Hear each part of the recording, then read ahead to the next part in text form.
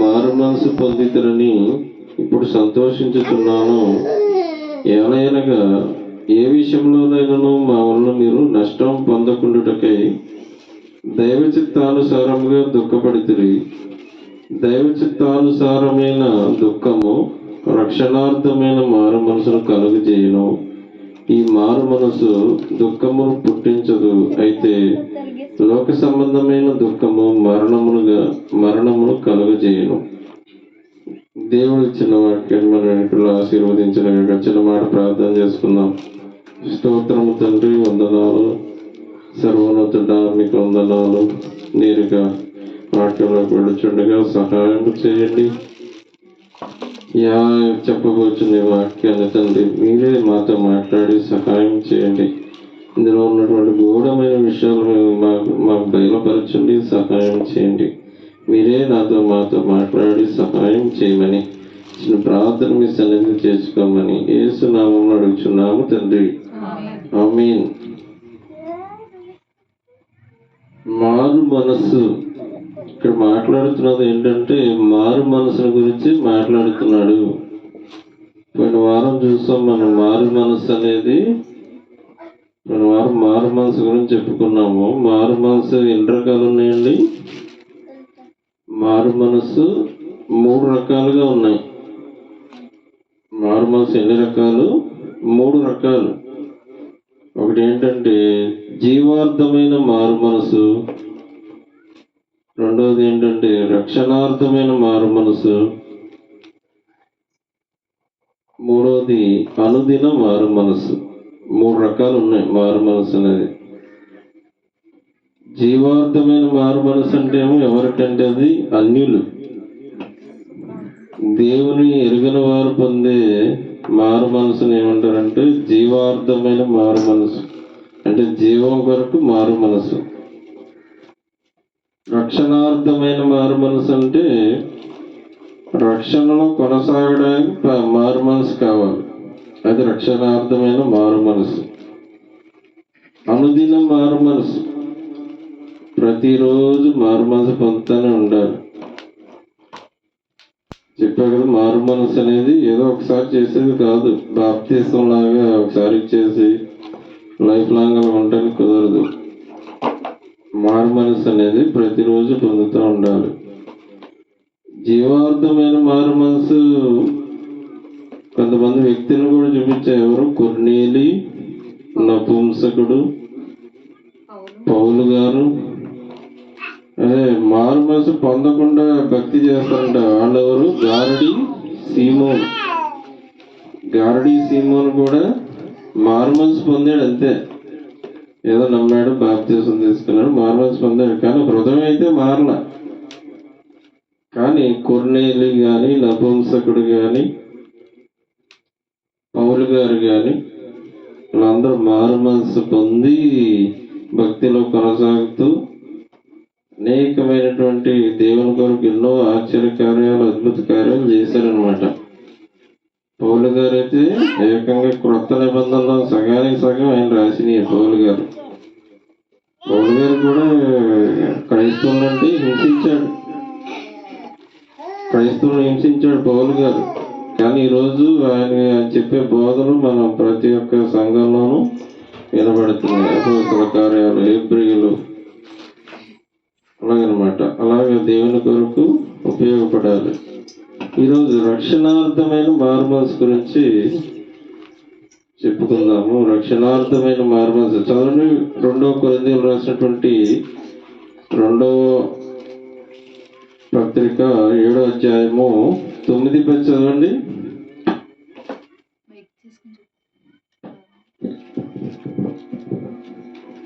మీరు దుఃఖపడితేరని సంతోషించుట లేదు, కానీ మీరు దుఃఖపడి మారు మనసు పొందితేరని ఇప్పుడు సంతోషించుచున్నాను.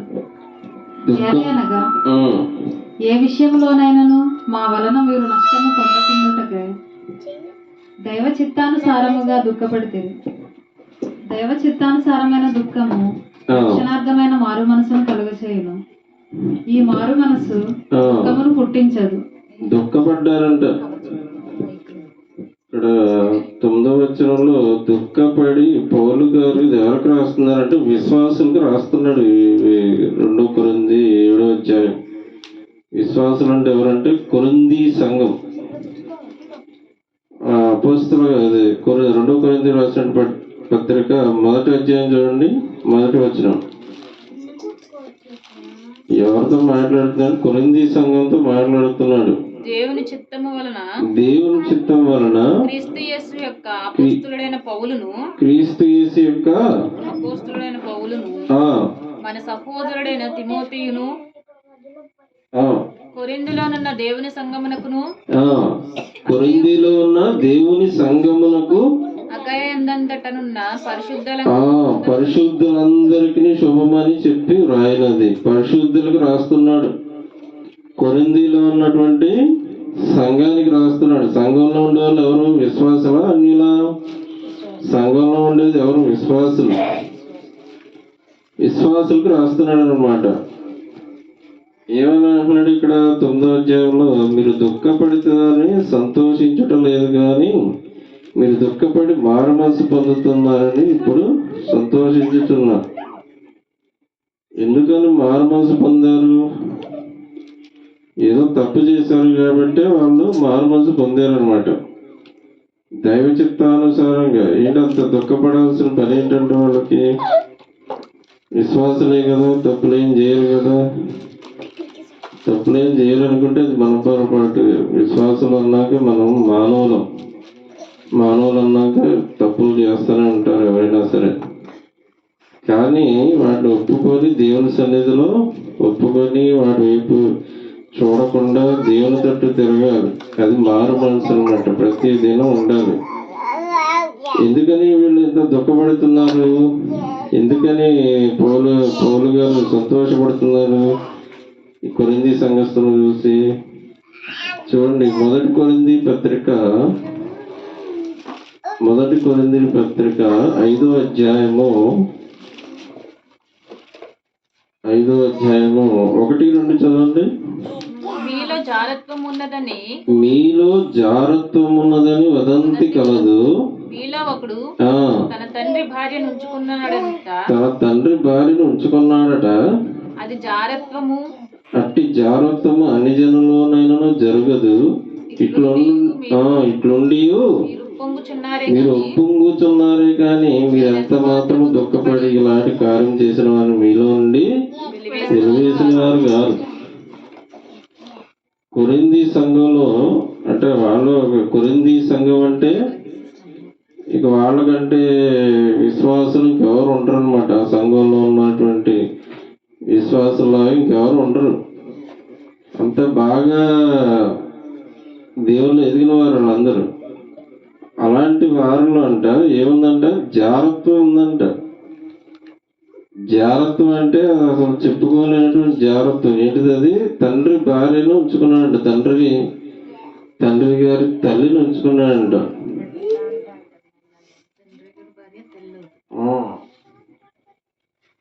అంటే తండ్రి భార్యను ఉంచుకున్నాడు. కొడుకే కదా. కొడుకు ఏం చేశాడు? తండ్రి భార్యను ఉంచుకున్నాడంట. 2వ అధ్యాయంలో అంటున్నాడు, మీరు ఒప్పుంగుచున్నారు కానీ మీరు ఎంత మాత్రం దుఃఖపడి ఇలాంటి కార్యం చేశారు. మీరు ఏంటి ఇంకా జాగ్రత్త ఉంది మీలో. మీరు ఇంకా ఉప్పొంగుచున్నారు, సంతోషిస్తున్నారు, కానీ ఏమాత్రం కూడా దుఃఖపడట్లా. సంఘంలో ఏముందంట? జాగ్రత్త ఉందంట. అలాగే 1 కొరింథీ పత్రిక 6వ అధ్యాయము 8వ వచనం చూడండి. 8వ వచనం. అయితే మీరు అన్యాయము చేయుచున్నారు, అపహరించుచున్నారు, మీ సహోదరులకి ఇలా చేస్తున్నారు. అక్కడ ఉన్న విశ్వాసులకి అలా చేస్తున్నారు. ఏముంది అక్కడ? అన్యాయం ఉంది. దొంగతనం చేస్తున్నారు. అపహరించడం అంటే ఏంటి? దొంగతనం. పైన చూస్తే 1వ వచనం చూడండి. మీలో ఒకనికి ఆ, మరి ఒకని మీద ఆ. వ్యాజ్యం ఉన్నప్పుడు వ్యాజ్యం అంటే గొడవలు ఉన్నప్పుడు వాడు పరిశుద్ధులెదుటగాక ఆ, అనీతిమంతులెదుట వ్యాజ్యమాడుటకు ఆ. తెగించుచున్నాడన్నాడు. విశ్వాసులు కదా మరి వీళ్ళు. విశ్వాసులు ఏం చేయాలి? విశ్వాసులు కూర్చొని మాట్లాడుకొని సరి చేసుకోవాలి. కానీ లేకంగా అనీతి మంత్రుల దగ్గరికి వెళ్ళారంట. ఇంకా అలా కిందకి వెళ్తే 5వ వచనం నుంచి చదవండి. 5వ వచనం. సిగ్గు రావాలనని మీకు సిగ్గు రావాలని చెప్తున్నాను. ఏమి? తన సహోదరుల మధ్యను ఆ, వ్యాజ్యము తీర్చగల బుద్ధిమంతుడు ఆ. మీలో ఒకడైనను లేడా? మీలో ఒక్కడు కూడా లేడా? అయితే ఆ, సహోదరుడు ఆ. సహోదరుని మీద వ్యాజ్యమాడుచున్నాడు, వ్యాజ్యమాడుతున్నాడు. మరి అవిశ్వాసుల ఎదుటనే ఆ, వ్యాజ్యమాడుచున్నాడు. విశ్వాసుల దగ్గరే వ్యాజ్యమాడుతున్నాడంట. కొరింథీ సంఘం అంటే వాళ్ళంత భక్తి పనులు ఎవరు ఉండరు. ఇచ్చే విషయంలో కానీ, మాట్లాడే విషయంలో కానీ, భక్తి విషయంలో కానీ అన్నిటిలో బాగా ఎదిగిన వారు కొరింథీ సంఘం. వాళ్ళు ఏకంగా రోడ్డు దగ్గరికి వచ్చి అవిశ్వాసులు ఎదుటే గొడవ పడుతున్నారంట. ఏకంగా ఒకడైతే జాగ్రత్తగా చేస్తున్నాడంట. వాళ్ళ సంఘంలో జాగ్రత్తం చేసేవాళ్ళు ఉన్నారు, గొడవలు పడేవాళ్ళు ఉన్నారు, అన్యాయం చేసేవాళ్ళు ఉన్నారు, దొంగలు ఉన్నారు.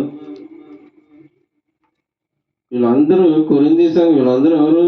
విశ్వాసులే. వీళ్ళందరూ అవిశ్వాసులు కాదు, అన్యులు కాదు. వీళ్ళందరూ విశ్వాసులే, బాగా రాటు తేలినటువంటి విశ్వాసులు వీళ్ళు. ఇలాంటి వాళ్ళని కొరింథీ సంఘంలో ఉన్నారండి. ఇలాంటి వాళ్ళు. అందుకొచ్చే 1 కొరింథీ పత్రిక 5వ వచనం 13వ వచనం చూడండి. మీరు లోపటి వారికి తీర్పు తీర్చేవారు కనుక ఆ దుర్మార్గుని మీలో నుండి వెలివేయమంటున్నాడు. మీరు ఎందుకు ఈ సంఘంలో ఇలాంటి వాళ్ళని ఉంచుతున్నారు? మీరు వాళ్ళని బయటికి తోలివేయండి అని చెప్పేసి వెలివేయటం అంటే వాళ్ళు వెలివేయటం అంటే ఏంటండి? ఇంకేమాత్రం కూడా ఉండటానికి వీల్లేదు. అలాగే వెలివేయమని చెప్తున్నాడు. అలాగే గొడవలు పడుతున్నారు. మరీ రోడ్డు దగ్గరకు వచ్చి అవిశ్వాసుల దగ్గరే బజారు తీసుకెళ్ళడం గొడవలు అంటారు కదా. అలాగే ఈ కొరింథీ సంఘస్థులు కూడా అవిశ్వాసుల దగ్గర గొడవలు పడుతున్నారంట. అక్కడ 2వ వచనం చదవండి. 6వ వచనం 2వ వచనం 6వ అధ్యాయం 2వ వచనం చదవండి. పరిశుద్ధులు లోకమునకు తీర్పు చేదురని మీరు ఎరుగరా? పరిశుద్ధులు ఏం చేస్తారు? తీర్పు తీర్చేవాళ్ళు. ఇంకా కిందకి వెళ్తే దేవదూతలకు తీర్పు తీర్చేవారు ఉంటుంది చూడండి. మనము దేవదూతలకు తీర్పు 3వ వచనంలో మనము దేవదూతలకు మనం తీర్చేది, మన తీర్పులు దేవదూతలకు కూడా తీర్పు తీరుస్తాం. మనం పరిశుద్ధులకు తీర్పు తీరుస్తాం. మనం అలాంటి వాళ్ళమే మనము ఏం చేస్తున్నాం?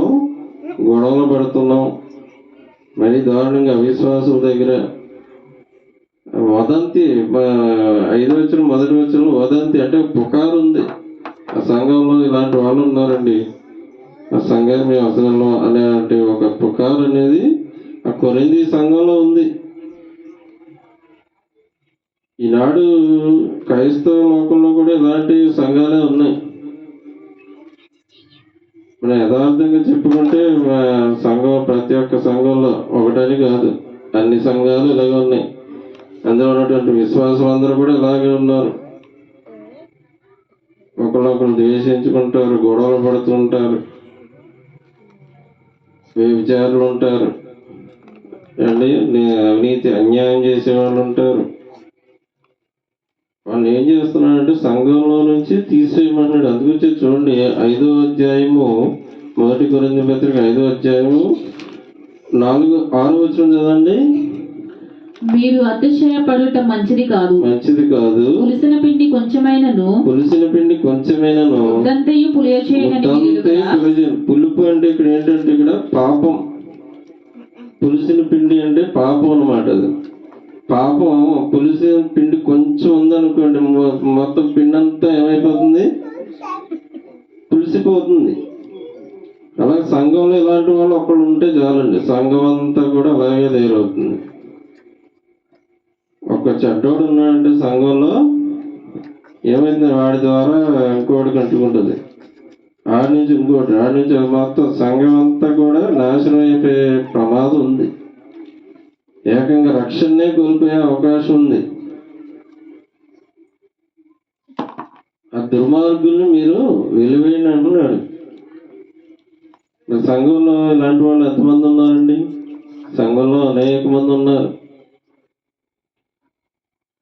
ఎంతో మంది ఉన్నారండి. ఇలాంటి సంఘం చాలా చూశాను నేను కూడా. సంఘాల్లోనే ఒకళ్ళంటే ఒకళ్ళు గిట్టదు, తాగుబోతులు ఉంటారు సంఘంలోనే, పెద్దలని చెప్పుకుంటారు తాగుబోతులు, వీళ్ళు ఎక్కువ ఉంటారు. ఏమాత్రం కూడా మారు మనసు లేనటువంటి విధానం ఉంటుంది సంఘాలలో.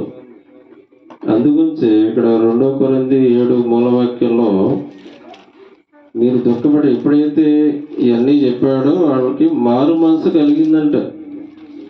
మీరు ఇలా చేస్తున్నారయ్యా, ఇలా ఉంది మీ సంఘంలో పరిస్థితులు, మీరు కనీసం చీమునెత్తరు కూడా లేకుండా మీరు ఈ విధంగా జీవిస్తున్నారు అని చెప్తే వాళ్ళకి బోధ చేసినప్పుడు ఆ కొరింథీ సంఘాలకి ఏమైందంట, దుఃఖపడ్డారంట. అయ్యో మనమైనా ఇలా చేసింది, మనం విశ్వాసులైండి ఇలా చేయటం కరెక్టా అని చెప్పేసి దుఃఖపడ్డారంట. 9వ వచనం చదవండి. దుఃఖపడితిరి, మీరు దుఃఖపడితిరని సంతోషించుట లేదు గాని మీరు దుఃఖపడి మారు మనసు పొందుతారని ఇప్పుడు సంతోషించుచున్నాను. దుఃఖపడి మారు మనసు పొందుతారు. ఎప్పుడైతే పౌలు గారు వచ్చి మీరు చేసే పనులన్నీ ఇలా ఉన్నాయి, మీరు వెంటనే మారు మనసు పొందాలి, ఇవన్నీ కొన్ని హెచ్చరికలు అవన్నీ చదువుకుంటూ వెళ్తే 7వ వచనం దాకా మొత్తం అందరిని హెచ్చరిస్తూ ఉంటాడు అనమాట పౌలు గారు. అందరిని హెచ్చరించి, బాబు మీరు ఇలా చేసింది కరెక్ట్ కాదు, మీరు ఇలా జీవించాలి, అలా చేయాలని చెప్పేసి అలా హెచ్చరిస్తూ ఉండగా వాళ్ళకి మారు మనసు అనేది కలిగింది. 10వ వచనంలో దైవ చిత్తానుసారమైన దుఃఖము రక్షణార్థమైన మారు మనసును కలుగజేయను. అంటే రక్షణార్థమైన మారు మనసు అంటే ఏంటి? రక్షణ కొనసాగించుకోవాలి.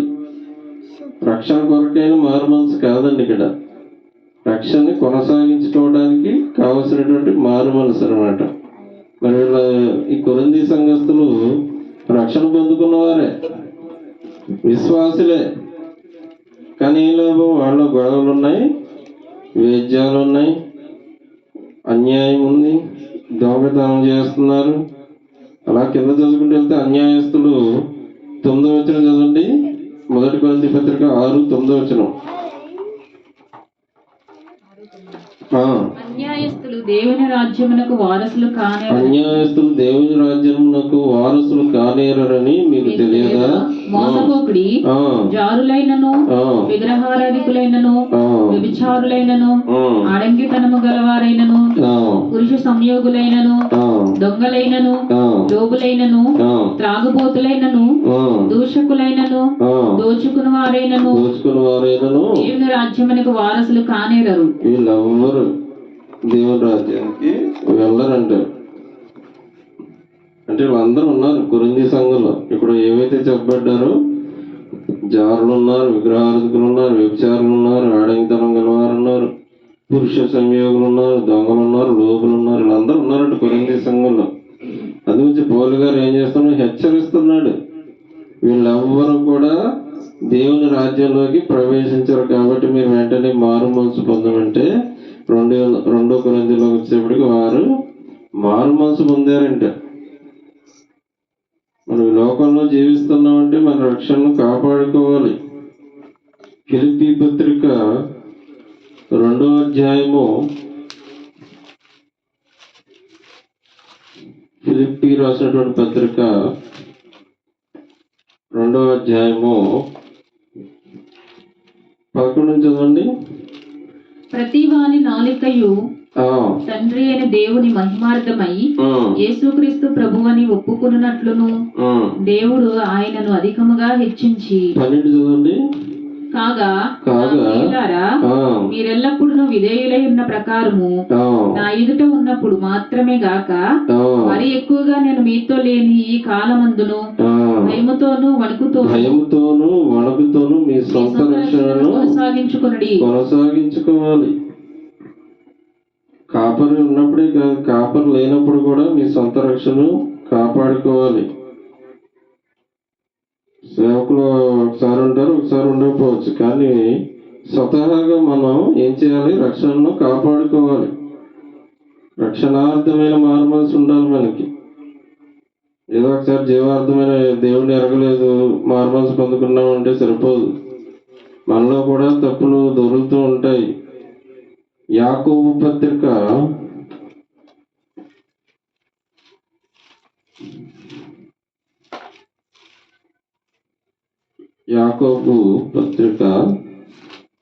3వ అధ్యాయము 2వ వచనం చూడండి. అనేక విషయములలో మనమందరము తప్పిపోవచ్చున్నాము. అనేక విషయంలో మనం తప్పిపోవచ్చున్నాము. అంటే కింద ఫుట్ నోట్ లో 2 చూడండి, తొట్టిల్లుచున్నాము. అనేక విషయాల్లో, ఇతరులను ప్రేమించే విషయంలో, మంచి పనులు చేసే విషయంలో, న్యాయంగా ప్రవర్తించే విషయంలో, పరిశుద్ధంగా జీవించే విషయంలో, ఏమండి నిజం మాట్లాడే విషయంలో, అసత్య ప్రచారాలు చేసే విషయంలో, ఎన్నో విషయాలు మనం తప్పిపోతూ ఉంటాం. రోజులో ఎన్నో తప్పులు దొరుకుతాయంట. అందుగురించి దావీదు ఏం చేస్తున్నాడంటే తప్పు మార్గంలోనే అసహించుకున్నాడంట. కీర్తన 119వ కీర్తన చూడండి. 119వ కీర్తన, తప్పు మార్గాల్ని అసహించుకున్నాడు దావీదు గారు. 119వ కీర్తన 104వ వచనం చదవండి. నీ ఉపదేశము వలన నాకు వివేకము కలిగెను. తప్పు మార్గములన్నీ నాకు అసహ్యములాయెను. తప్పు మార్గాలన్నీ కూడా ఆయన ఏం చేస్తున్నాడు? అసహించుకుంటున్నాడు. ఏదైతే పాపం తెలిసిందో, ఏదైతే ఇది తప్పు మార్గం బాబు నేను వెళ్ళకూడదని తెలిసిందో, ఆ మార్గాలన్నిటి కూడా దూరంగా ఉంటాడు దావీదు గారు. మనమైతే ఎలా ఉంటాం? తప్పని తెలిసినా పర్లా, అందులోనే ఉంటాం. మనం పాపం అని తెలిసినా చాలు, అందులోనే ఉంటాం, బయటికి రాము మనం. కీర్తన 97వ వచనం, 97వ అధ్యాయం చూడండి. కీర్తనలు 97వ అధ్యాయం 10వ వచనం. 97:10.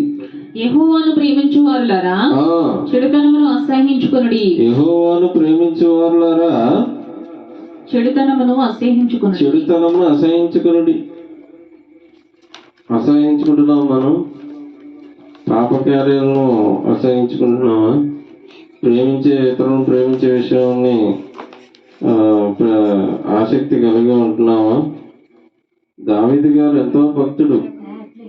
రేయింబగలు దావీదు గారు ధ్యానం చేసేవాడంట. సమయమందును అసమయమందును. ఆయన ఒక రాజుగారు దావీదు. అలాంటి రాజుగారు తప్పు మార్గాలను అసహించుకుంటున్నాడు, చెడుతనాన్ని అసహించుకుంటున్నాడు. ఎందుకంటే రోమాపత్రిక 12వ అధ్యాయము, రోమాపత్రిక 12వ అధ్యాయము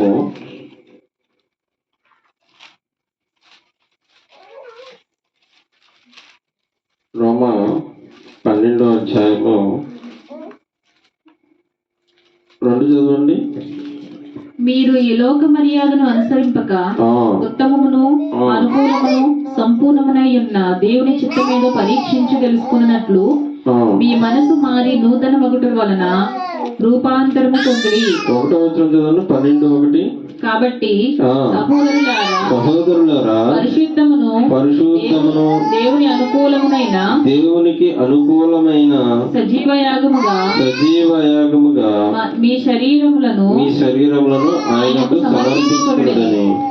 దేవుని వాత్సల్యమును బట్టి మనం ఏం చేయాలి? దేవునికి అనుకూలంగా పరిశుద్ధంగా ఉండాలి. దేవునికి అనుకూలంగా మనం సజీవ యాగం మన శరీరాలను దేవునికి అర్పించుకోవాలి. ఎంతవరకు మనం ఉంటున్నాం చూడండి, ఒకసారి గమనించుకుందాం. మనం పరిశుద్ధంగా ఉంటున్నామా?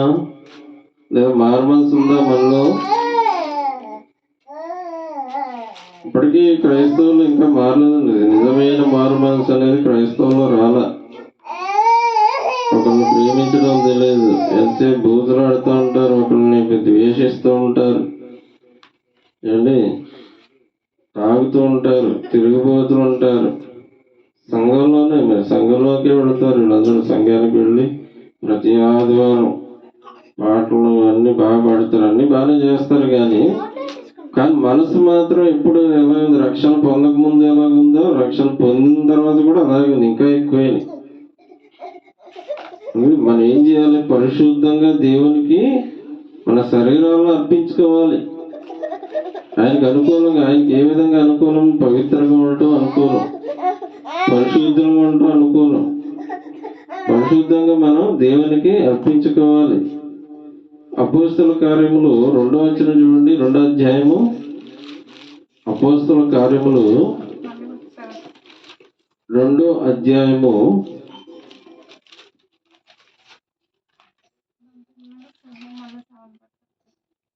38.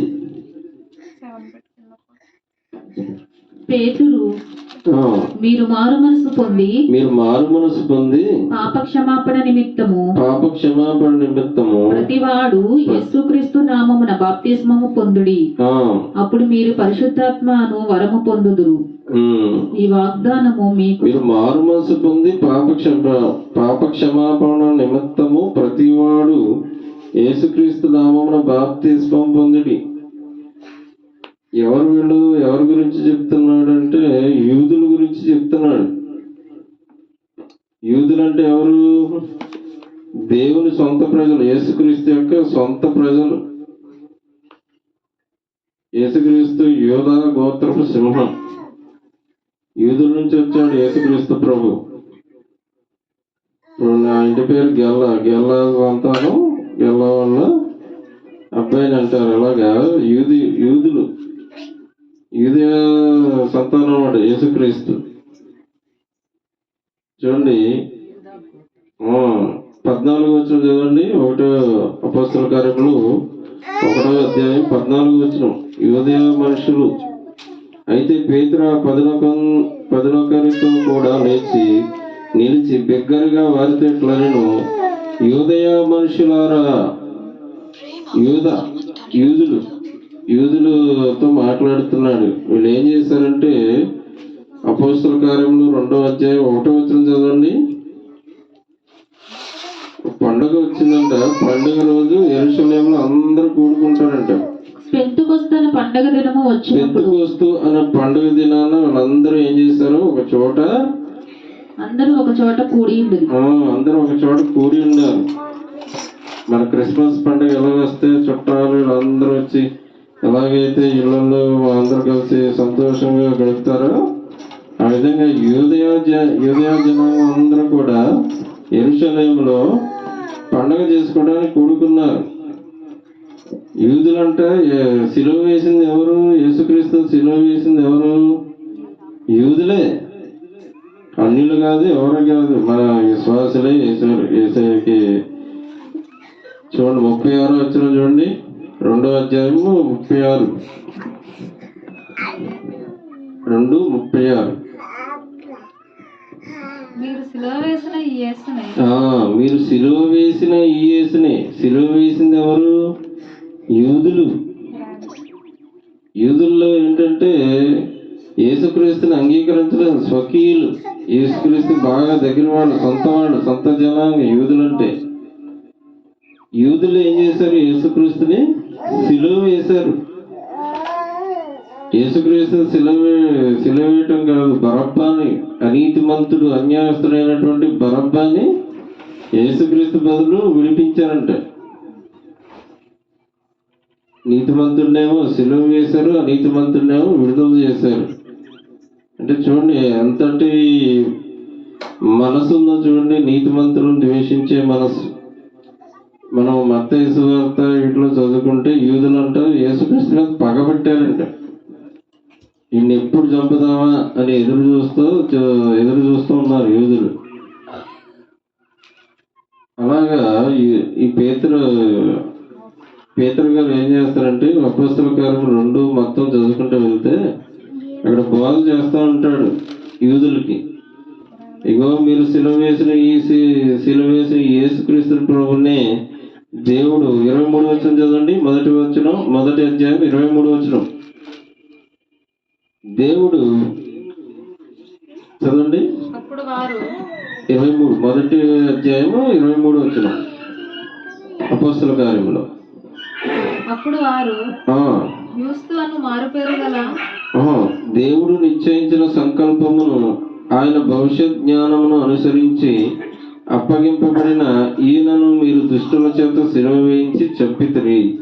మరణం ఆయన బంధించి ఉంచుట అసాధ్యము కనుక దేవుడు మరణ వేదన తొలగించి ఆయనను లేపెను.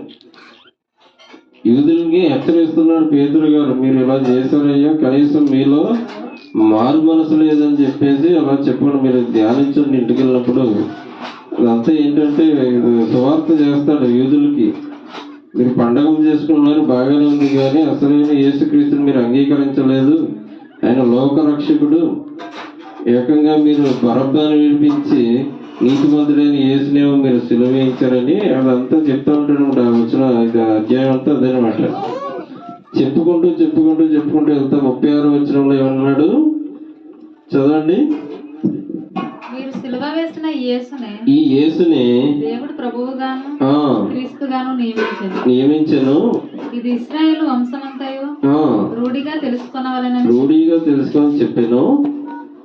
వారు ఈ మాట విని ఇప్పుడైతే పేతురు గారు ఇవన్నీ చెప్తున్నాడు. ఈ మాట విని హృదయంలో నొచ్చుకొని కింద ఏమైనా ఉంటుంది, మూల భాషలో ఏముంటుంది, పొడవబడి బాగా గుచ్చుకుందంట.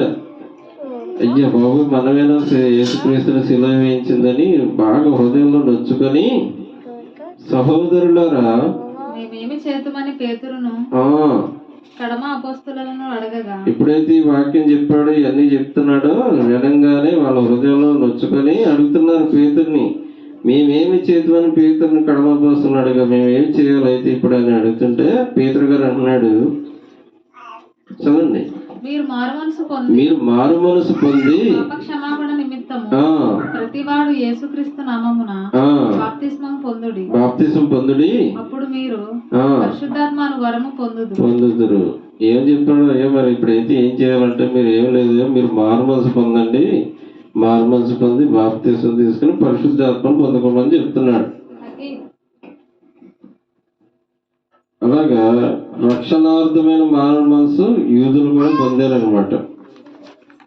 రక్షణార్థమైన మానవ రక్షణ కొనసాగించుకోవాలి. ఇప్పటిదాకా మరి తెలీదా? ఈ విషయాలు ఏం తెలీదా? తెలీదు. ఎవరైనా ఒకరు చెప్తే గానీ నీలో ఉన్న తప్పేంటో తెలియదు అనమాట. దావీదుకి ప్రవక్త వచ్చి చెప్తేనే గాని తను చేసిన తప్పేంటో తెలియలేదు దావీదుకి. అలాగా మనలో కూడా ఎన్నో తప్పులు ఉంటాయి, మనకు తెలీదు, మనం చేస్తున్న విషయం తెలీదు. దొంగతనం చేసావు, నీకు తెలియదు, దొంగతనం చేసావు పర్లేదు అనుకుంటావు. నువ్వు ఒక వ్యక్తిని ద్వేషిస్తూ ఉంటావు, తెలీదు నీకు. అందుగురించి సేవకుల ద్వారా, వాక్యాల ద్వారా దేవుడు నీతో మాట్లాడుతూ ఉంటాడు. వెంటనే యూదులకి ఏం చేశాడు పేతురు గారు, మారు మనసు పొందండి అని చెప్పేసి అక్కడ ఉన్న వారందరి గురించి మారు మనసు నిమిత్తం వాళ్ళ గురించి ప్రార్థన చేసి పాపక్షమాపణ నిమిత్తం వాళ్ళందరూ కూడా రక్షణార్థమైన మారు మనసు కలిగేలా చేశాడు అనమాట. ఎంతమంది ఉన్నారు చూడండి, 41 వచ్చిన చదవండి. కాబట్టి అతని వాక్యము అంగీకరించిన వారు బాప్తిస్మం పొందిరి. ఆ దినమందు ఇంచుమించు 3,000 మంది ఉన్నారంట. అక్కడ పెంతెకొస్తు పండుగ జరుగుతుంటే యూదులందరూ ఇంచుమించు ఎంతమంది? 3,000 మంది అక్కడ రక్షణ పొందుకున్నారు. రక్షణార్థమైన మారుమనసు పొందారు. మారుమనసు పొందడమే కాదండి, చూడండి 42 వచనంలో చూడండి. అపోస్తలుల బోధ యందును సహవాసమందును రొట్టె విరుచుట యందును ప్రార్థన చేయుట యందును ఎడతెగక ఉన్నారు. మారు మనసు పొందడమే సరిపోదండి, భక్తిలో ఎదగాలి. పరిశుద్ధతలో ఎదగాలి, పవిత్రతతో ఎదగాలి. అలాగే ఎదగాలంటే ముందు నీకు కావాల్సింది ఏంటంటే సహవాసం ఉండాలి. సహవాసం లేకుండా, ఆదివారం చర్చికి వెళ్లకుండా, ఇలాంటి నియామక కూడికల్లో పాల్గొనకుండా నువ్వు పవిత్రుడు అవ్వాలంటే అది చాలా కష్టమైన పని. పరిశుద్ధుడు కావాలంటే అది చాలా కష్టమైన పని అనమాట. నేను 42 వచనంలో ఏమంటున్నాడు? అపోస్తుల బోధ ఎందును, అపోస్తుల బోధలో ఉండాలి, సహవాసంలో ఉండాలి, రొట్టె విడిచి ఆదివారం ప్రతి ఆదివారం రొట్టె తీసుకోవాలి, ప్రార్థన చేయాలి ఎడతెగక. ఇది ఎప్పుడు జరుగుతూనే ఉండాలి. ఎడతెగక అంటే నిరంతరం జరుగుతూనే ఉండాలి. నువ్వు చచ్చిపోయేంత వరకు అలా జరుగుతూనే ఉండాలి. అపోస్తుల బోధ ఇప్పుడు ఉందంటారా? అపోస్తుల బోధ చాలా మంది అంటారు అపోస్తులు ప్రవక్తలు లేరండి. ఇప్పుడు మనం ఎన్నో వేల యుగం ఇదంతా అయిపోయింది, ఆ యుగం అయిపోయింది అనుకుంటారు చాలా మంది. కానీ ఇక్కడ ఇది క్రొత్త నిబంధన. ఇది పౌలు గారు రాసినటువంటి క్రొత్త నిబంధన. ఇంకా పౌలు గారి యుగంలోనే ఉన్నాం మనం. ఇంకా యుగం అనేది మార్చబడలేదు. యేసుక్రీస్తు యుగం వేరు, అది వేరు. ఎప్పుడో 4000 సంవత్సరాల క్రితం అది. కానీ ఇది పౌలు గారి యుగం. ఇది ఇంకా పౌలు గారి యుగం కాబట్టి అపోస్తల బోధ ఉందంటే అపోస్తల బోధ ఉంది. ఫస్ట్ లో చెప్పాను నేను, అపోస్తలు వేసిన ప్రవక్తలు వేసిన బోధలు ఏంటి అయ్యి? మారు మనసు, బాప్తిస్మము, విశ్వాసము, ఇవన్నీ ఉన్నాయి చూసారా? ఇవన్నీ అపోస్తలు ప్రవక్తలు వేసినటువంటి బోధలు అనమాట. ఈనాడు అపోస్తల బోధలు, ఇప్పుడు నేను చెప్పేది కూడా అపోస్తల బోధే. ఎక్కడ దొరకవు. ఈ మారు మనసు గురించి చెప్పుకుంటూ వెళ్ళిపోతారు, కానీ మారు మనసు ఇన్ని రకాలు ఉంటాయని ఎవరికి తెలియదు. నాకు తెలియదు. ఫస్ట్ రక్షణలో ఎదగాలంటే నిరంతరం సహవాసం ఉండాలి మనకి. అపోస్తల బోధ అంటే ఒకటి గుర్తుపెట్టుకోవాలి. అపోస్తల బోధ అంటే లేఖనం ఏముందో అదే చెప్తారు. అపోస్తల బోధ అంటే అదనమాట. బైబిల్లో ఉన్న వాక్యం ఉన్నట్టుగా చెప్పేది అపోస్తల బోధ, లేఖనానుసారమైనటువంటి బోధ. ఇప్పుడు అనేక బోధలు వచ్చినాయి. ఎవరో ఒకళ్ళు పాస్టర్ గారు ఉన్నాడు, బాప్తిసం లేదంటాడు. అది ఎలా కుదురుద్ది? బాప్తిసం ఉంటుంది కదా, యేసుక్రీస్తు బాప్తిసం పొందుతున్నాడు. అది అపోస్తల బోధ కాదు. అది ఏంటంటే ఆ పాస్టర్ యొక్క బోధ, ఆ సొంత బోధ. ఇలాగా లేఖనానుసారంగా ఉన్న బోధ ఏదైతే ఉందో, వాక్యానుసారంగా ఉన్న బోధ ఏదైతే ఉందో దాన్నే అపోస్తల బోధ అంటారు. ఈ అపోస్తల బోధ ఉంది, ఈనాటికి ఉంది. అది ఎక్కడో దొరకదు మనకి. చాలా వెతకాలి అలాంటి బోధలు దొరకాలంటే. ఇప్పుడు మనం చెప్పేది కూడా అపోస్తల బోధ. ఈ అపోస్తల బోధలో ఉండాలి, సహవాసంలో ఉండాలి, ప్రతి ఆదివారం రొట్టె తీసుకోవాలి, ప్రార్థన చేయాలి. ఇలా నిరంతరం జరుగుతూ ఉంటే నీలో ఉన్నటువంటి రక్షణార్థమైన మార్మల్స్ ఇప్పుడు ఎదుగుతూ ఉంటుంది. నువ్వు పరిశుద్ధపరచబడతావు, పవిత్రపరచబడతావు. 46 వచనం చూడండి. 46 వచనం అదే అధ్యాయం. మరియు వారు ఏక మనస్కులై ప్రతి దినము దేవాలయంలో తప్పక కూడుకొనుచు, ఇంటింటా రొట్టె విరుచుచు, దేవుని స్తుతించుచు, ప్రజలందరి వలన దయపొందిన వారై ఆనందముతోను నిష్కపటమైన హృదయముతోను ఆహారం పుచ్చుకొనుచుండిరి. మరియు ప్రభు రక్షణ పొందుచున్న వారిని అనుదినము వారితో చేర్చుచుండెను. ఎవరైతే రక్షణ పొందుకుంటున్నారో, కొత్తగా ఎవరైతే రక్షణ పొందు వాళ్ళతో చేర్చుకుంటూ, వాళ్ళ హృదయం ఎలాగుందంటే నిష్కపటమైనటువంటి హృదయం, కల్మషం లేనటువంటిది, అపవిత్రత లేనటువంటిది, అన్యాయం లేనటువంటి హృదయం. అటువంటి హృదయం కలిగి ఉండాలంటే నువ్వేం చేయాలంటే, ఈ రక్షణార్థమైన మార్మనసు నీకు కలగాలంటే నువ్వు సహవాసంలో ఉండాలి. మెయిన్ అది. సహవాసంలో ఉంటే రక్షణార్థమైన మార్మనసు నీకు నిరంతరం కలుగుతూ ఉంటుందన్నమాట. కొరింథీ సంఘంలో ఎన్నో చూసారో, ఎన్నో తప్పులు ఉన్నాయి. గొడవలు పడుతున్నారు, జాగ్రత్తలు చేస్తున్నారు, వ్యభిచారులు ఉన్నారు, ఎంతో మంది ఉన్నారు. కానీ వారు చేసే తప్పు పేతురు గారు, పౌలు గారు వచ్చి చెప్తేనే కానీ వాళ్ళకి అర్థం కాదు. అలాగా మన వెంటనే మనలో తప్పే ఉందనుకోండి, ఎవరైనా సేవకుల ద్వారా ఇలాగ వాక్యం చెప్తున్నాను, మీలో మారు మనసు కలగాలి. పలానా రోజు ఈ తప్పు చేశా, పలానా రోజు ఈ తప్పు చేశా, పలానా వ్యక్తి ఇలా ద్వేషించా అండి, పలానా వ్యక్తి మీద ఇలా బూతులు మాట్లాడా, ఇలాగా మనం హెచ్చరించుకుంటే మారు మనసు కలుగుతుంది అనమాట. అదే రక్షణ కొరకైనా మారు మనసు. అలాగే కొనసాగమనుకోండి, తప్పు తెలిసి తప్పులో ఏ తప్పు కూడా చేయకూడదు. తెలియక చేసిన దానికి శిక్ష ఉండదు, కానీ తెలిసి చేసిన దానికి శిక్ష మరీ ఎక్కువగా ఉంటుందంట.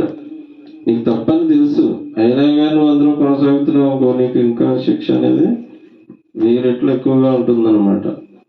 కాబట్టి తెలిసి ఎవరు తప్పేది, నీకు దొంగతనం చేయకూడదని నీకు తెలుసు, అయినా కానీ చేస్తున్నావు. వ్యభిచారం చేయకూడదని నీకు తెలుసు, అయినా కానీ చేస్తున్నావు. అలాంటి వాళ్ళకి శిక్ష మరీ ఎక్కువగా ఉంటుందంట. అందుగురించి మనం ఈ తప్పులు చేయకుండా పవిత్రంగా ఉండాలంటే ఒకటే గుర్తు, 42 వచనం ఎప్పుడు జ్ఞాపకం పెట్టుకోండి. అపోస్తల బోధలో ఉండాలి, సహవాసంలో ఉండాలి, రొట్టె విరుచడంలో ఉండాలి, ప్రార్థన ఉండాలి. నిరంతరం ఇవన్నీ ఉంటేనే నువ్వు భక్తిగా, పరిశుద్ధుడిగా, సంపూర్ణుడిగా జీవిస్తావు. లేకపోతే కనుక నువ్వు ఇంకా రక్షణ కోల్పోయే ప్రమాదం కూడా ఉంటుందన్నమాట. నువ్వు ఎప్పుడైతే రక్షణ పొందుకే మారుమనసు పొంది బాప్తీసం పొందుకున్నావో అదంతా వేస్ట్ అయిపోతుంది. కాబట్టి రక్షణను మనం కొనసాగించుకోవాలి. ఆ రక్షణ మనం నిర్లక్ష్యం చేయకూడదు. ఓకేనండి. ఏం చేస్తున్నారు? వారు ఏక మనసుకులై. ఏక మనసు అంటే ఒకే మనసు. ఏ మనసు అది? నిష్కపటమైన మనస్సు. హృదయంలో ఏ పాపం ఉండదు, అంత పవిత్రంగా జీవించాలి. మనుషులు ఎవరు కూడా దేవుడు మనలో తప్పులు జరుగుతూనే ఉంటాయండి. యథార్థంగా చెప్పాలంటే మనిషి అన్నాక తప్పు చేస్తూనే ఉంటాడు. తప్పులు చేయకుండా ఉండాలంటే అది ఎవరంటే దేవుడు యేసుక్రీస్తు ఒక్కడే ఉంటాడు, ఇంకెవరు ఉండలేరు తప్పులు చేయకుండా ఉండేది. ఎందుకంటే మనలో పాప నియమం అనేది ఉంది. మన తల్లిదండ్రుల నుంచి మనం పాపం ద్వారా మనం కనబడ్డాం. అందుగురించి మనలో పాప నియమాలు ఉంటాయి. అది ఎప్పుడు పోతుందంటే యేసయ్య రాకడ, రెండో రాకడ వస్తుంది చూసారా, అప్పుడే పోతుంది ఆ నియమం. ఎప్పుడైతే యేసుక్రీస్తు లోకానికి వచ్చాడో ఆ నియమం పోతే మనలో ఉన్నటువంటి మహిమ దేహం వస్తుంది మనకి. ఈ దేహం పాప దేహం. ఇది రోజు ఏదో తప్పు చేస్తూనే ఉంటాం, ఎవరో కొడుతూ ఉంటాం, తిడుతూ ఉంటాం, బూతులు ఆడుతుంటాం. సంపూర్ణంగా మనం ఏదో ఒక రూపంలో మనం ఏదో తప్పు చేస్తూనే ఉంటాం. తప్పు లేకుండా మనం జీవించాలని, నువ్వు విశ్వాసి కదా, తప్పు లేకుండా జీవించాలంటే అది ఎవరి వల్ల కాదు. తప్పులు జరుగుతూనే ఉంటాయి. కానీ మనం మారు మనసు పొందాలి. అది గుర్తుపెట్టుకోవాలి. మనం తప్పులు జరుగుతూనే ఉంటాయండి, తప్పులు జరగకుండా ఉండవు. కానీ దేవుడు చెప్పేది ఏంటంటే మారు మనసు పొందాలి. మారు మనసు పొంది మళ్ళీ ఇంకా తప్పుని మళ్ళీ చేయకుండా చూసుకోవడం నీ పని అనమాట. అది అలాగా మారు మనసు అనేది నువ్వు పొందుతూ ఉండాలి. సంపూర్ణ మనమేమి పరిశుద్ధులేం కాదు. యేసుక్రీస్తు పరిశుద్ధుడు మనకి దొరికాడు. ఆయన వెంబడించాలంటే చాలు మనకి పరిశుద్ధత కలుగుతుంది. ఇది రక్షణార్థమైనటువంటి మారు మనసు. ఇక లాస్ట్ చివరిది ఏంటంటే అనుదిన మారు మనసు. 2 కొరింథీ పత్రిక, కొరింథీయులు రాసినటువంటి 2వ పత్రిక 4వ అధ్యాయము తీసారా? 4వ అధ్యాయము 16 చదవండి. కావున మేము అధైర్యపడము, మా బాహ్య పురుషుడు విశేషించున్నను, ఆంతర్య పురుషుడు దినదినము నూతన దినదినము నూతన పరచబడటం అంటే దినదినము మారు మనసు. అనుక్షణం, ప్రతిరోజు. ఈ క్షణం తప్పు చేసినట్టే మరుక్షణం ఆ తప్పును ఒప్పుకోవాలి. దేవుని సన్నిధిలో తప్పును ఒప్పుకొని మారు మనసు పొంది మళ్ళీ తప్పును చేయకుండా మళ్ళీ ఇంకో నిమిషం పవిత్రంగా జీవించాలి. అది అనుదిన మారు మనసు అంటే ప్రతిరోజు మారుమనసు పొందటం. ఇప్పుడు ఈ మూడు పొందితేనే జీవార్థమైన మారుమనసు. అంటే మనం ఇప్పుడు యేసయ్యని తెలుసుకున్నాం, రక్షణలోకి వచ్చాం కాబట్టి అది జీవార్థమైన మారుమనసు. ఇక దాంతో పని ఉండదు. మనకు కావాల్సింది ఈ రెండే, రక్షణార్థమైన మారుమనసు, అనుదిన మారుమనసు. ఈ రెండు ఉండాలి మనకి, ప్రతి క్షణం ఉండాలి, ప్రతి నిమిషం, ప్రతి గంట మారుమనసు పొందుతూనే ఉండాలి. అయ్యో ఈ గంట నేను తప్పు చేశాను, అయ్యో ఈ గంట నేను అసత్య ప్రచారాలు చేశాను, అయ్యో ఈ గంట నేను దేవునితో గడపకుండా సైతాన్తో గడిపాను. అలా మారుమనసు పొందాలి, ప్రతిరోజు మారుమనసు పొందాలండి. మారుమనసు పొంది 42 వచనంలో చెప్పినట్టు అపోస్తల బోధలో సహవాసంలో పుట్టుకొచ్చే ముందు సహవాసంలో ఉండాలి. సహవాసం లేకుండా నువ్వు ఎన్ని చేసినా నీవు పరిశుద్ధుడు కాలేవు. ఏదో చర్చికి వెళ్ళాలి, అనుదినం ఆ చర్చిలో నువ్వు హెచ్చరించబడాలి, మారుమనసు పొందాలి. ఈ విధంగా మారుమనసు అనేది 3 రకాలుగా ఉంటుంది. జీవార్థమైన మారుమనసు, రక్షణార్థమైన మారుమనసు, అనుదిన మారుమనసు. దేవుడు ఇశ్రాయేలుతో చాలా కఠినంగా మాట్లాడుతాడు. యెహెజ్కేలు గ్రంథం చూడండి. యెహెజ్కేలు ఇశ్రాయేల్ని మారుమనసు ఉండట్లేదంట. ఇశ్రాయేల్ జనాంగం మాట్లాడితే చాలా తప్పులే చేసేవారంట. ఇశ్రాయేల్ జనాంగం మోషేని ఎంత ఏడిపించారు.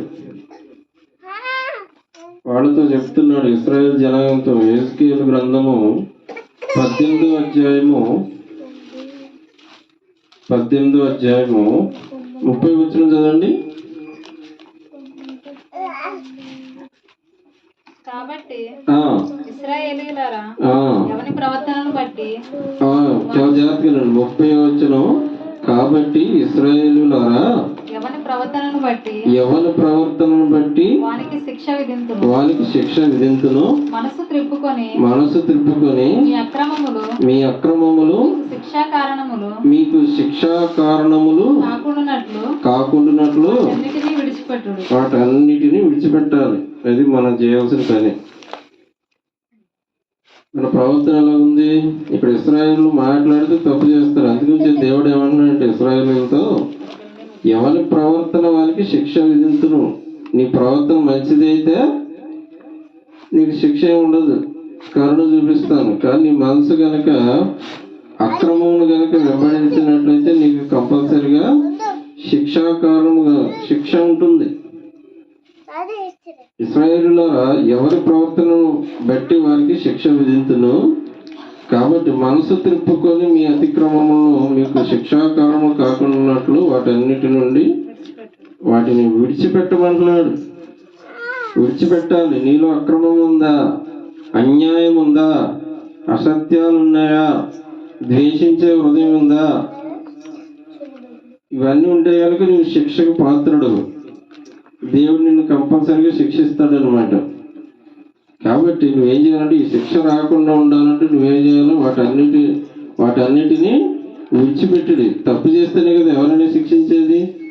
తప్పు చేయకుండా ఎవరైనా శిక్షిస్తాడా? ఇప్పుడు ఎవరైనా నా దగ్గరికి వచ్చి పోలీసు వచ్చి నడు నేను ఎవరంటారు అరెస్ట్ అంటాడు. ఎందుకు అరెస్ట్? ఏదో తప్పు చేస్తే అరెస్ట్ చేయాలి.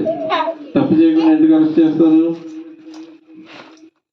అలాగా తప్పు చేసామనుకోండి కంపల్సరీగా దేవుడు శిక్షిస్తాడు. మరి మారుమనసు పొందకుండా ఇంకా నువ్వు పాపంలో రక్షణ పొందకముందు ఎలా ఉన్నావు ఇప్పుడు కూడా అలాగే కొనసాగితే కుదరదు. మారుమనసు పొందాలి. మారుమనసు తగినటువంటి ఫలాలు ఫలించాలని అంటాడు మత్తయి సువార్త అట్లు. కాబట్టి దేవుడి నుంచి కరుణ కావాలా, శిక్ష కావాలా?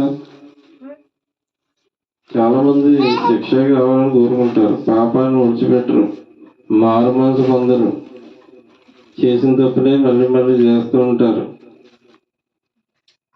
అంటే సంఘంలో కూడా ఎలాగున్నారు చాలా మంది మారుమనసు లేకుండా ఎవరు ఇష్టం వచ్చాడో వాళ్ళు బతుకుతారు. ఇంకా అలాంటప్పుడు ఎందుకని క్రైస్తవంలో రావటం, శుభ్రంగా బయట ఉంటే అలాగే తెచ్చుకోవచ్చు కదా. వస్తారు, దేవుడు కావాలంటారు, దేవుడు అన్నీ చేయాలంటారు, మారుమనసు ఉండదు, ఏమి ఉండదు. ఎలా చేస్తాడు దేవుడు? ఏమి చేయడు, పైగా శిక్షణ పొందుకుంటావు నువ్వు. అలాగే అపోస్తల కార్యములు 26వ అధ్యాయము, అపోస్తల కార్యములు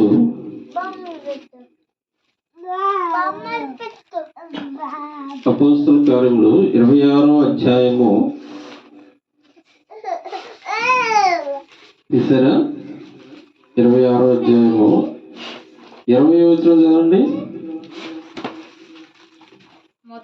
మొదట దమస్కులోని వారికిని యెరూషలేములోను యూదా దేశమంతటను తర్వాత అన్ని జనులకును వారు మారు మనసు పొంది దేవుని తట్టు తిరిగి మారు మనసునకు తగిన క్రియలు చేయవలనని ప్రకటించుచుంటుంది. దమస్కులారా వినండి, యెరూషలేము వారా వినండి, యూదా ప్రజలారా వినండి, అన్ని జనులారా వినండి. మారు మనసు పొంది దేవుని తట్టు తిరిగి మారు మనసుకు తగిన క్రియలు చేయవాలని ప్రకటించుతున్నాడండి. ఎవరు? పేతురు గారు, పౌలు గారు, అపోస్తలుడైన పౌలు గారు. ఇప్పుడు మనకు కూడా మారు మనసు గురించినటువంటి కనువిప్పు కలిగింది. ఇప్పుడు మనం మారు మనసు ఉందా? మారు మనసు ఉంటే దానికి తగినటువంటి ఫలాలు మనం ఫలించాలి. ఇక్కడ ఏమంటున్నాడు? మారు మనసుకు తగిన క్రియలు చేయాలి. మారు మనసు లేకుండా ఉంటే నీ క్రియలు పాత ఎలా ఉన్నాయో ఇప్పుడు కూడా అలాగే ఉంటున్నావు. ఈ మనసు మారిందా? మారు మనసు తగినటువంటి ఫలితాలు ఉంటున్నాయో? నీలో ఫలితం ఉంటుందా? లోకాసు వార్త 13:3 ఏమంటున్నాడు? మారు మనసు పొందకపోతే ఇంతకుముందు చదువుకున్నాం, మారు మనసు పొందకపోతే మనం నశిస్తామండి. మారు మనసు పొందకపోతే ఎలా ఉంటాం? కొరింథీ సంఘంలాగా ఉంటాం. మనం వ్యభిచారాలు చేస్తాం, దొంగతనాలు చేస్తాం, లోభత్వంగా ఉంటాం, ఎన్నో విషయాలు చెప్పబడ్డాయి కదా, అన్యాయం చేస్తున్నాం. అలా ఉంటాం. మారు మనసు పొందకపోతే అలా ఉంటుంది మన పరిస్థితి. అందు గురించి మత్తయి సువార్త ఒక్క మాట చెప్పి నేను ముగిస్తాను. మత్తయి సువార్త చాలా కఠినంగా మాట్లాడుతాడు. ఒకసారి దేవుడు కూడా చాలా కఠినంగా మాట్లాడతాడు. మత్తయి సువార్త 3వ అధ్యాయము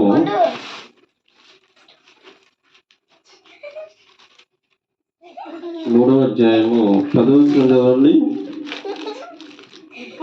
ఇప్పుడే గొడ్డలి చెట్ల వేరును ఉంచబడి ఉన్నది గనుక మంచి ఫలములు ఫలింపని ప్రతి చెట్టును నరకబడి అగ్నిలో వేయబడను.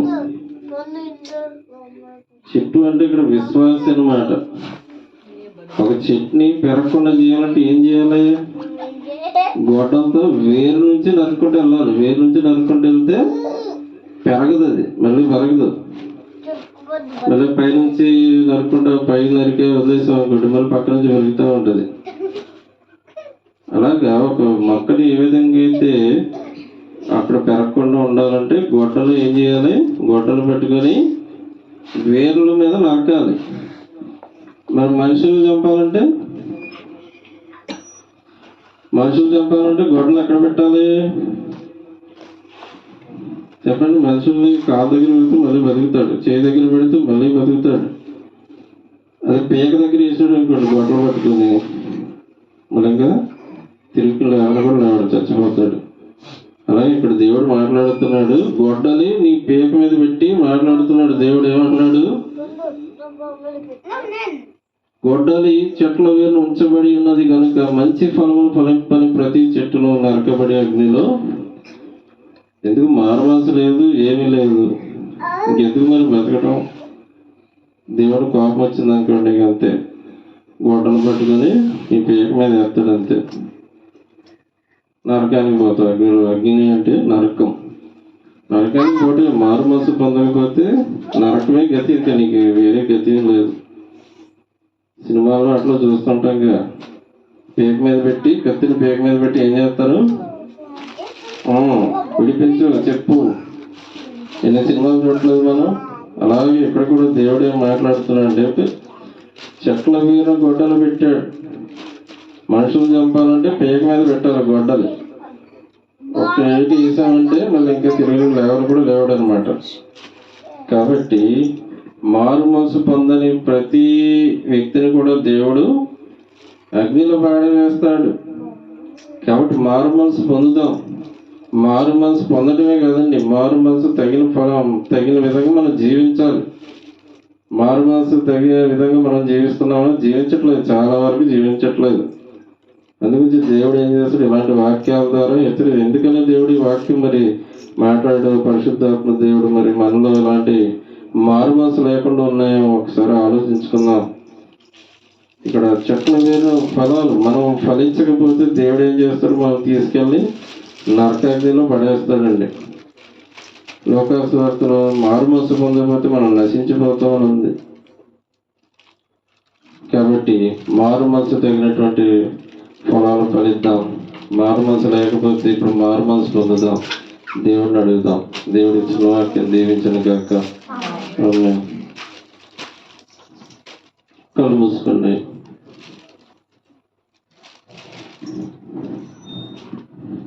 స్తోత్రం తండ్రి.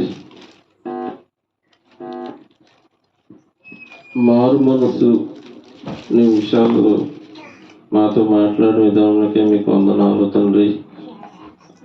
అయ్యా అవును తండ్రి, సంఘాలను చూస్తే తండ్రి మారు మనసు లేకుండా ఎంతో మంది ఉన్నారు తండ్రి, సహాయం చేయండి. కొరింథీ సంఘం, ఆనాడు కొరింథీ సంఘం అలాగే ఉంది, ఈనాడు క్రైస్తవ సమాజం మొత్తం చెడిపోయింది దేవా. ఈనాడు సంఘాలు ఎలాగున్నాయంటే చాలా దారుణంగా ఉన్నాయండి. మారు మనసు ఉండదు ఎవరికి, మారు మనసు ఈవెన్ పాస్టర్ గారికి కూడా మారు మనసు ఉండదు.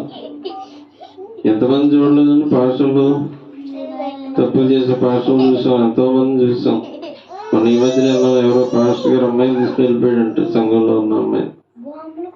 అలా ఉన్నారు పాస్టర్లు. మారు మనసు లేదు వాళ్ళకి. నిజమైన మారు మనసు రావాలంటే నువ్వు అపోస్తల బోధన ఉండాలి, లేఖనానుసారమైన బోధన ఉంటే నీకు కరెక్ట్గా పడుతుంది మెసేజ్ నీకు. కాబట్టి మారు మనసు లేకపోతే కనుక మనం నశించిపోతాం. దేవుడు మనం నరకంలో పడేస్తాడు మారు మనసు లేకపోతే. ఇప్పుడు చెట్టుని ఏ విధంగా అయితే లేకుండా చేయాలంటే వేరుతో సహా ఎలా లేపుతామో అలా లేపేస్తాడు దేవుడు కూడా మనల్ని. కాబట్టి మారు మనసు తగినటువంటి ఫలాలు మనం ఫలిద్దాం. ఒక చెట్టు ఉంది, ఫలాలు ఫలించలేదు అనుకోండి, రైతు ఏం చేస్తాడు, ఆ చెట్టుని తీసి అవతల పడేస్తాడు. అలాగే మనం ఫలించకపోతే దేవుడు కూడా మనం తీసి అవతల పడేస్తాడు అనమాట. కాబట్టి మారు మనసు పొందుతాం. మారు మనసు పొందడమే కాదండి, మారు మనసుకు తగినటువంటి ఫలాలు ఫలించాలి. మనందరం విశ్వాసంలో అనేక తప్పులు దొరుకుతూ ఉంటాయి. కాబట్టి మనం ఎప్పుడైనా సరే జ్ఞాపకం పెట్టుకొని మారు మనసు పొందాలి. ప్రతిరోజు మారు మనసు పొందాలి. మారు మనసు పొందకపోతే మనం పరిశుద్ధం అవ్వలేదు. నీకు తప్పని తెలుస్తుందంటే అది వెంటనే తప్పు చేయకుండా జాగ్రత్త పడాలి. నువ్వు తప్పులో కొనసాగకూడదు, తప్పు నుంచి బయటపడాలి నువ్వు. అది దేవుడు కోరుకునేది. అటువంటి మారు మనసు ఇప్పుడు అడుగుతాం. దేవుడు అడిగిన, అయ్యా నాకు మారు మనసును దయచేయండి, నేను ఇంకా మారు మనసుకు తగినట్టుగా నేను జీవించట్లేదు, ఇంకా నాలో పాపం ఉంది, ఇంకా నాలో అపవిత్రత ఉంది, ఇంకా నాలో అన్యాయం ఉంది, ఇవన్నీ తొలగించమని దేవుడిని అడగండి. తోటి వ్యక్తులు ప్రేమించడం నాకు తెలియజేస్తే నాకు నేర్పించండి, ప్రేమించడం నేర్పించండి. నా నోట్లో ఉన్నటువంటి బూతులను తీసివేయండి అయ్యా అని అడగండి. దేవుని అడగండి, మారు మనసు గురించి అడగండి దేవుణ్ణి. నువ్వు రక్షణ పొందగలదు. యేసయ్యని ఎలాగైతే అంగీకరించావో అదే విధంగా యేసయ్య నాకు మారు మనసు కావాలి, నీ కొరకు నేను జీవించాలి, పవిత్రంగా జీవించాలి, పరిశుద్ధంగా జీవించాలని దేవుని అడుగుదాం. దేవుని అడిగితే కంపల్సరీగా నీకు అడుగుడి ఇయ్యబడను అన్నాడు. కాబట్టి నీకు కంపల్సరీగా ఇస్తాడు మారు మనసుని ఇచ్చే దేవుడు. భౌతికంగా కొద్ది ఆలస్యమైనా కానీ ఆత్మీయ ఆశీర్వాదాలు మటుకు వెంటనే ఇస్తాడు దేవుడు. కాబట్టి మారు మనసు పొందుదాం. కొరింథీ సంఘంలాగా మనం ఉండకూడదు. కొరింథీ సంఘంలో అందరూ ఉన్నారు, చెడ్డ పనులు చేసే ప్రతి ఒక్కరు ఉన్నారు కొరింథీ సంఘంలో. చదువుకున్నాం కదా, ఎంతో మంది లోపులు ఉన్నారు, దొంగలు ఉన్నారు, అన్యాయస్తులు ఉన్నారు, ఎంతో మంది ఉన్నారు, వ్యభిచారులు ఉన్నారు. అసలు వినటానికే చాలా చెడ్డమైన పని. తల్లి నుంచుకున్నాడంట, విశ్వాసుడే. మళ్ళా చూడండి ఎంత ఘోరమైన పాపంలో ఉన్నారు. మారు మనసు లేదు వాళ్ళకి. కాబట్టి మారు మనసు పొందుదాం. ఈ క్షణం దేవుని అడుగుదాం. ఒక్కసారి దేవుని అడిగిన హృదయంతో అడిగిన హృదయం తెరవండి. కాసేపు నీకు ఉన్న ఆలోచనలన్నీ పక్కన పెట్టుకో. నీకున్న నీ మనసులో ఏమైతున్నాయో అన్నీ కాసేపు పక్కన పెట్టు. దేవుని సన్నిధిలో ఉన్నావు. ఈరోజు హెచ్చరించబడ్డావు. రేపు ఇంకా 20-30 సంవత్సరాలు అయితే క్రీస్తు రాబోతుంది. తొందరగా రక్షణ పొందుకోవాలి, మారు మనసు పొందాలి, సంపూర్ణం కావాలి, పరిశుద్ధులం కావాలి. పరిశుద్ధ స్థలంలోకి వెళ్ళాలంటే నువ్వు పరిశుద్ధుడిగా మార్చబడాలి. ఇక్కడే ఈ లోకంలో యేసుక్రీస్తు 33.5 సంవత్సరాలు ఈ లోకంలో పరిశుద్ధుడిగా జీవించాడు. మానవరీతిగా, దేవుడు అని కాదు, మానవరీతిగా వచ్చాడు. ఆయన చేశాడంటే మనం కూడా చేయగలం. కాబట్టి మారు మనసు పొందుదాం. అడిగాడు దేవుడిని. ఒక నిమిషాన్ని నీ తలంపులను బయట పెట్టేసి ఒక్కసారి ఇక్కడ దేవుని సన్నిధిలో అడగండి. దేవుని సన్నిధిలో, అయ్యా నాకు మారు మనసు కావాలి, దయచేయండి. ఇంతవరకు నేను మారు మనసు లేకుండా ఉన్నాను, మారు మనసు దయచేయమని అడగండి యేసయ్యని. తండ్రి, అయ్యా నాకు ఇంకా మారు మనసు లేదు. అయ్యా నేను ఇంకా తప్పులు చేస్తున్నాను. బాప్తిసం తీసుకున్నాను కానీ మిమ్మల్ని అంగీకరించాను కానీ నాకు ఇంతవరకు తండ్రి నేను చేసే తప్పులు నాకు తెలియలేదు. ఈ రోజు నాకు ఈ తప్పులు తెలియజేసావు. మీకు అందరు బట్టి మీకు వందనాలు. అయ్యా నాకు మారు మనసు, నిజమైన మారు మనసు నాకు దయచేయండి. స్తోత్రాలు తండ్రి. అడగండి, దేవుడిని అడగండి. దేవుడు కంపల్సరిగా మీ మనసును మారుస్తాడు. మారిన మనసుకు తగినట్టుగా దేవుడు జీవించే శక్తిని మీకు ఇస్తాడు. అందుగురించి మనం ప్రతి సహవాసంలో ఉండాలి. మన ప్రతి ఒక్కరూ కూడా ఇలాంటి సహవాసంలో ప్రతిరోజు ఉండండి. ప్రతి మంగళవారం ఈ కోరికలు జరుగుతున్నాయి. ఈ కోరికలో పాల్గొనండి. నువ్వు కోరికలు పాల్గొంటే ఇలాంటి వాక్యాలు ఎన్నో వస్తాయి. నీ భక్తి పెరుగుతుంది, నువ్వు పవిత్రపరచబడతావు, నీలో ఉండే తప్పులు తెలియజేయబడతాయి. కోరిక అందరూ హాజరవ్వండి. దేవుడు సంపూర్ణులుగా చేస్తాడు, పవిత్రులుగా చేస్తాడు. దేవుని కొరకు జీవించే ఒక వ్యక్తిగా నేను చేస్తాడు. కాబట్టి మారు మనసు పొందుదాం. దేవుడు చాలా కఠినంగా మాట్లాడుతాడు ఇశ్రాయేలుతో. నీకు శిక్ష కావాలా, బెత్తం కావాలా? నీకు శిక్ష కావాలనుకుంటే శిక్ష దేవుడికి శిక్ష విధిస్తాడు. లేదా నీకు కరుణ కావాలా? కరుణ కావాలంటే నీ అతిక్రమం విడిచిపెట్టు, నీ దోషములన్నింటినీ విడిచిపెట్టు. దేవుని కోపం తట్టుకోవడం మన వల్ల కాదండి. ఆయన కోపం చాలా డేంజర్. ఆయన కోపం ఎలా ఉంటుందంటే భరించలేము అనమాట. రేపు రెండవ రాకడ వచ్చినప్పుడు భూమి సముద్రం ఎలాగైతే ఉందో రక్తం అలాగే ఉంటుందంట. సముద్రం లాగా రక్తం ఉంటుందంట, మనుషుల రక్తం. మారు మనసు పొందాలి. మారు మనసు పొందకపోతే దేవుడు మనల్ని నరకాగ్నిలో పడేస్తాడు. ఇంతవరకు మనం బ్రతికి రక్షణ పొంది బాప్తిసం తీసుకొని ఇలా జీవిస్తున్నది ఎందుకు? నరకానికి పోవడానిక మనం ఇలా జీవిస్తున్నది కాదు. మనం పరలోకం వెళ్ళాలని దేవుడు కోరుకుంటున్నాడు. అందుగురించి ఈ వాక్యం నీకోసమే, పరిశుద్ధాత్మ దేవుడు ఈ వాక్యం నీకోసమే చెప్తున్నాడు. పరలోకం వెళ్ళాలని నన్ను ఇక్కడ కూర్చోబెట్టి ఈ వాక్యం హెచ్చరిస్తున్నాడు దేవుడు. నరకానికి పోయే వాళ్ళు ఎవరు ఉన్నారేమో బహుశా ఇక్కడ. దేవుడు నీతోనే మాట్లాడుతున్నాడు. మారు మనసు పొందుదాం, మారు మనసు తగినట్టుగా జీవిద్దాం, భక్తిలో జీవిద్దాం, పరిశుద్ధులుగా జీవిద్దాం. తద్వారా మనం సంపూర్ణులు అవుతాం, పరిశుద్ధంగా మార్చబడతాం, పరలోకానికి వెళతాం. మనం బ్రతికి ఉన్నది, ఈ లోకంలో బ్రతికి ఉన్నదే పరలోకం వెళ్ళడానికి, నిత్య జీవం పొందడానికి మనం ఈ పరలోకంలో ఇక్కడ ఉన్నాం భూమి మీద. మన నిరీక్షణ ఏంటి? నిత్య జీవం. ఇంకో పలానా ఈ యుగం గడిచిపోయిందంటే, మనం చనిపోయామంటే మనం ఇంకా బ్రతుకుతాం, నిత్య జీవం కలిగి ఉంటాం అనే నిరీక్షణ మీద మనం బ్రతుకుతున్నాం ఇప్పుడు ఇంతకాలం. ఎందుకు మనం అందరిలాగా భక్తి అందరిలాగా కాదండి. మన భక్తి వేరు. మనం నిత్య జీవం కొరకు ఇంతవరకు ఈ నిత్య జీవం పొందడానికి భక్తి చేస్తున్నాం మనం ఈ లోకంలో. కాబట్టి దేవుడు అంటున్నాడు, ఎవరు నశించకూడదని, ఎవరు చనిపోకూడదు, ఎవరు నరకానికి పోకూడదని దీర్ఘశాంతంతో దేవుడు అలా మనల్ని చేయి పెట్టుకొని పిలుస్తున్నాడు. రండి నా బిడ్డలారా రండి. ఆయనకి దీర్ఘశాంతం ఉంది కాబట్టి నువ్వు ఇంకా బతికి ఉన్నావు. లేకపోతే ఎప్పుడు నువ్వు చేసే పనులకు ఎప్పుడో లేపేసేవాడు దేవుడు నిన్ను. ఆయన దీర్ఘశాంతం, ప్రేమమయుడు. దేవుడు అంటే ప్రేమ కలిగి ఉన్నాడు కాబట్టి ఈ లోక మనుషులందరూ బతుకున్నారు. లేకపోతే అది నేను నువ్వు ఎవరో దేవుడు ఏమనుకోండి కల్లో చేసేవాడు ఈ భూగోళాన్ని. దేవుడు ప్రేమామయుడు కాబట్టి ఏమి చేయకుండా నువ్వు నీకు ఆయుష్కాలం 70 సంవత్సరాలు 80 సంవత్సరాలు ఇచ్చి నేను బ్రతికిస్తున్నానంటే కారణం నా బిడ్డ చనిపోకూడదు, నా బిడ్డ నరకానికి పోకూడదు, నా బిడ్డ పరలోకానికి రావాలి అని చెప్పేసి ఆయన అంతగానో ఎదురు చూస్తున్నాడు. కాబట్టి చిన్న మాట ప్రార్థన చేయండి. స్తోత్రం తండ్రి, వందనాలు గొప్ప దేవ, సహాయం చేయండి. ఇంతవరకు మాతో మాట్లాడిన విధానానికి మీకు వందనాలు, స్తోత్రాలు తండ్రి. అయ్యా మేము బ్రతకాలన్నా మీరే తండ్రి, మేము చనిపోవాలన్నా మీరే తండ్రి. అయ్యా మరణ దూతను పంపిస్తే మేము చనిపోతాం తండ్రి. అయ్యా ఏ చేయాలన్నా మీ దగ్గర నుంచి వస్తుంది తండ్రి. మాకు ప్రాణం ఇవ్వాలన్నా మీరే, మా ప్రాణం తీయాలన్నా మీరే తండ్రి. అయ్యా సహాయం చేయండి. మీకు వందనాలు, స్తోత్రాలు తండ్రి. అయ్యా మమ్మల్ని ఇంతవరకు బ్రతికిస్తున్నారు, కారణం ఏంటంటే మీ కొరకు మేము జీవించాలని చెప్పి. అయ్యా సహాయం చేయండి. మీ కొరకు మేము జీవించడానికి అయ్యా మేము మారుమనసు పొందుకుంటున్నాం. అయ్యా మారుమనసు తగినట్టుగా మేము జీవిస్తున్నాం, పరిశుద్ధులుగా మేము జీవిస్తాము తండ్రి. అయ్యా మమ్మల్ని సహాయం చేయండి. మమ్మల్ని మీ భక్తిలో పెంచండి, పరిశుద్ధులుగా తీర్చండి.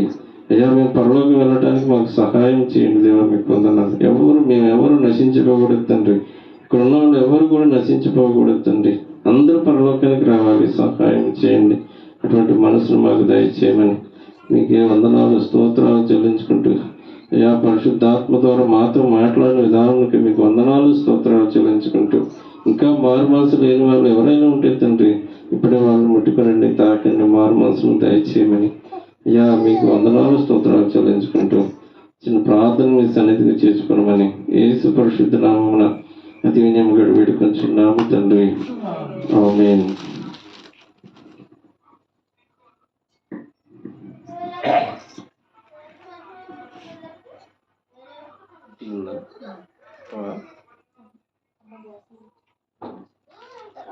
టీ ఉంది, టీ తాగేసి వెళ్ళిపోదాం.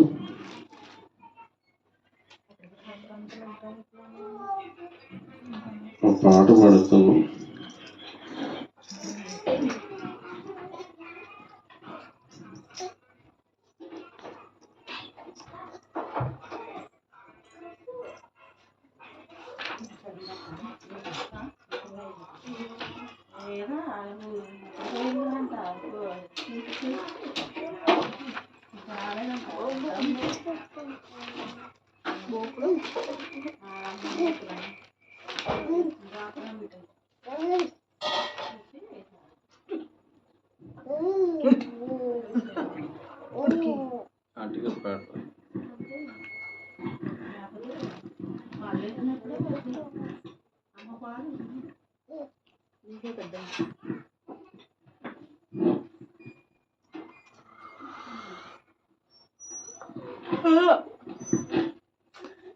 చెమ్మగిల్లు కళ్ళలోన కన్నీరెంత కాలం, కష్టాల బాటలోన సాగదు పయనం. ఈడదల సమర్పించెను, తెంచను. ఈడదల సమర్పించెను, నీకు తెంచను.